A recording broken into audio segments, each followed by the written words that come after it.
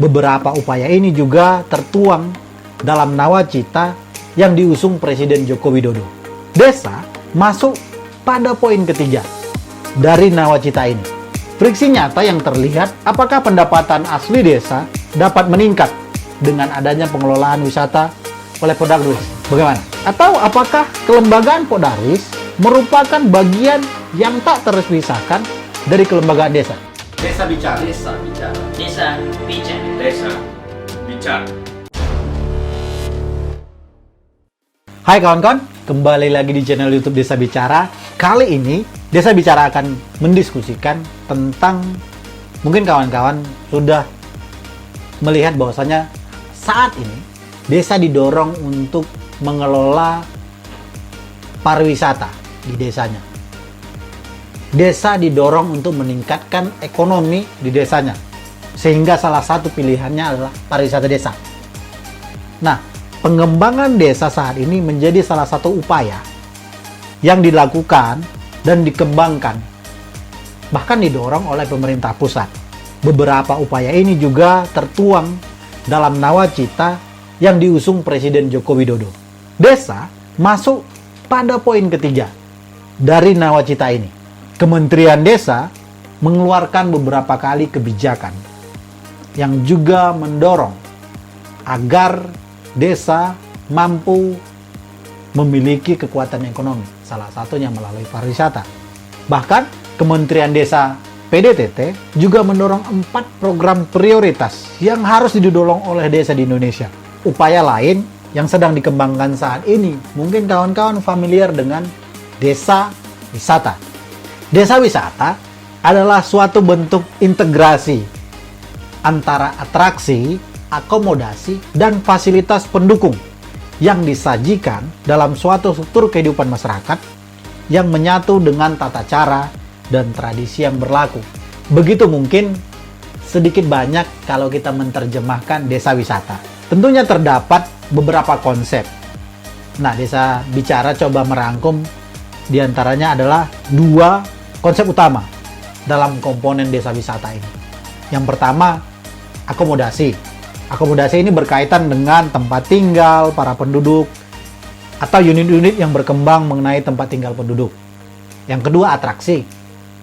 Berkaitan dengan kehidupan keseharian penduduk yang berskala lokal tentunya, yang memungkinkan berintegrasinya wisatawan sebagai partisipasi aktif.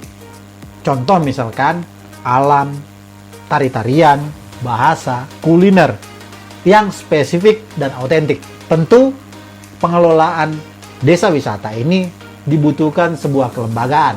Nah, ada satu kelembagaan yang saat ini banyak didorong untuk mengelola wisata desa yang kita kenal dengan Podarwis.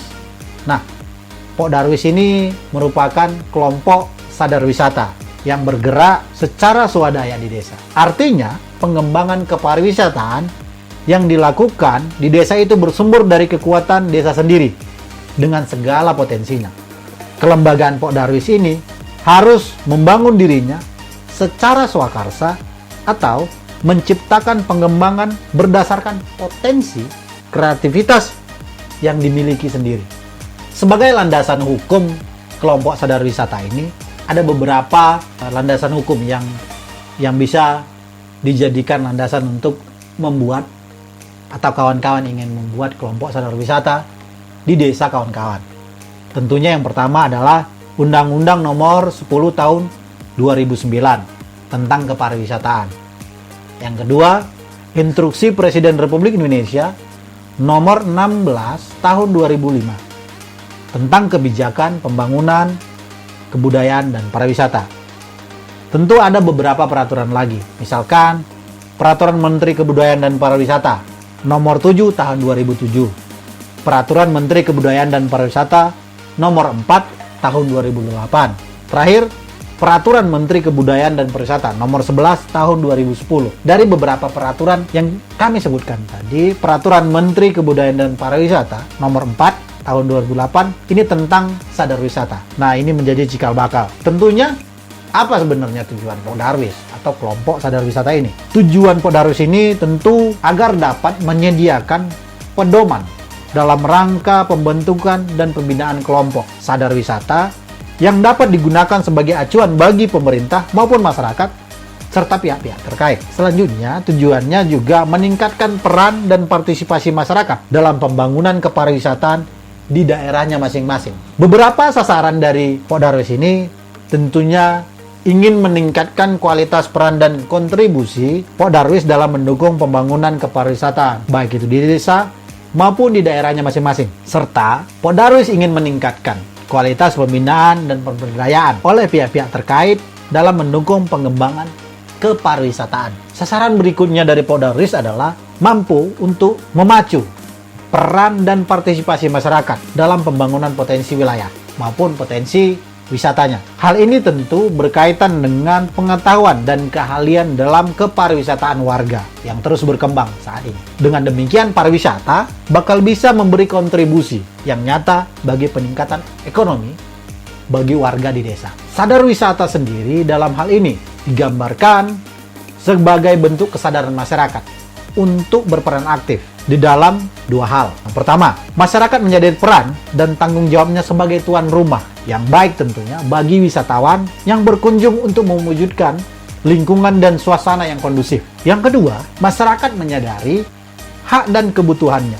untuk menjadi pelaku wisata atau wisatawan untuk melakukan perjalanan ke suatu daerah atau desa tujuan wisata sebagai wujud kebutuhan dasar untuk berekreasi. Itu sebagai acuan sadar wisata.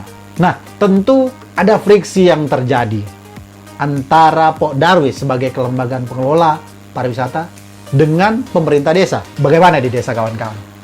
Apakah juga terjadi friksi terkait dengan banyak hal tentang desa wisata di desa, kawan-kawan? Friksi nyata yang terlihat, apakah pendapatan asli desa dapat meningkat dengan adanya pengelolaan wisata oleh Pok Darwis? Bagaimana? Atau apakah kelembagaan Pok Darwis merupakan bagian yang tak terpisahkan dari kelembagaan desa? Di desa, kawan-kawan, seperti apa? Desa wisata sendiri itu dikelola siapa? Apakah Pok Darwis secara kelembagaan ataukah dikelola oleh desa sebagai pemilik wilayah dan potensi yang dikelola? Gesekan-gesekan ini nyata di desa. Sadar tidak sadar, hal ini terlihat. Semoga kemudian di desa, kawan-kawan, persoalan seperti ini sudah diselesaikan dengan baik, sehingga tidak mengganggu kemudian upaya kawan-kawan dalam mendorong desa wisata, dalam membangun desa wisata yang ada di desa, kawan-kawan, sehingga berdampak nyata bagi kehidupan dan bermanfaat bagi peningkatan kesejahteraan masyarakat di desanya. Beberapa friksi yang terjadi tadi harus dihadapi oleh desa.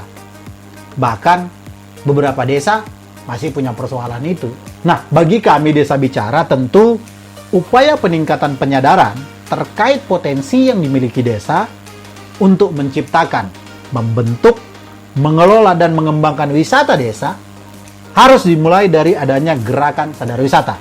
Ini penting, karena kemudian sadar wisata ini bukan hanya milik masyarakat, tetapi juga harus ada dalam program rencana pembangunan di desa, sehingga pengelolaan dapat dipertanggungjawabkan, dapat direncanakan dengan baik. Karena penting menyamakan pandangan terkait wisata desa, karena tujuan dibangunnya wisata desa ini adalah untuk meningkatkan pendapatan asli desa, untuk membantu meningkatkan kesejahteraan masyarakat di desa. Selain itu juga perlu menjadi perhatian terkait pengelolaan wisata desa ini. Maka dibutuhkan peran aktif secara partisipatif dari masyarakat dan juga pemerintah desa, bahkan terkait pembentukan, pengorganisasian, dan pendampingan kelembagaan yang mengelola desa wisata nanti. Bagi kami Desa Bicara, Pok Darwis merupakan pengelola, sedangkan desa adalah pemilik kekayaan alam yang ada di desa. Sehingga persoalan friksi, pembagian pendapatan, dan pengelolaan bisa diminimalisir. Tentu juga bagi kami Desa Bicara, perlu ada penataan kelembagaan di desa, khususnya Pok Darwis. Apakah merupakan kelembagaan desa atau lembaga lain di luar desa? Bagaimana di desa, kawan-kawan? Semoga upaya mendorong desa dalam hal mengelola desa wisatanya bisa dilakukan dengan baik. Juga penguatan masyarakat melalui kelembagaan bisa dilakukan sehingga tidak terjadi friksi tadi. Wisata desa itu punya Podarwis, wisata desa itu punya desa, sehingga tidak terjadi kemudian polemik bagi hasil dari pendapatan pengelolaan wisata. Itu dulu dari kami Desa Bicara. Sampai bertemu di video selanjutnya. Jangan lupa berwisatalah ke desa dan jangan lupa ngopi kawan-kawan.